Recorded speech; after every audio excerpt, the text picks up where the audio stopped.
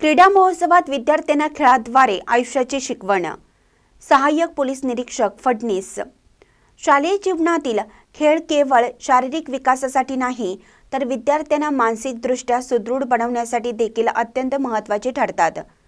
खेळामधून शिकवलेली शिस्त, संघर्ष, सहकार्य आणि पराभव स्वीकारण्याची क्षमता विद्यार्थ्यांना आयुष्यातील प्रत्येक आव्हानाचा सामना करण्यासाठी बळ देते, असे प्रतिपादन सहाय्यक पोलीस निरीक्षक रविराज फडणीस यांनी केलं. तेरवाड तालुका शिरोळीतील प्राथमिक व माध्यमिक आश्रमशाळेच्या क्रीडा स्पर्धेच्या उद्घाटन प्रसंगी ते बोलत होते. अध्यक्षस्थानी आश्रमशाळा संस्थापक संघटनेचे जिल्हाध्यक्ष बाबासाहेब सावगावे आदी प्रमुख उपस्थित होते.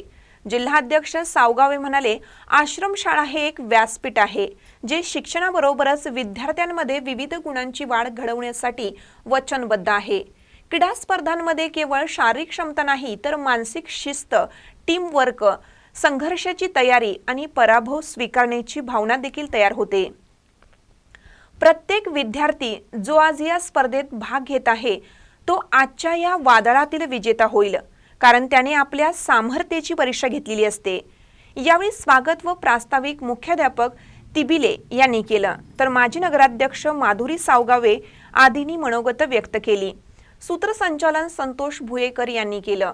यावेळी तुकाराम पवार, रवींद्र केसरकर, आनंदा शिंदे, संदीप इंगळे, उमेश माळगे, विनोद चव्हाण, सुनीता शिंदे, सहदेव डंबाळ आदी शिक्षक, शिक्षकेतर कर्मचारी उपस्थित होते.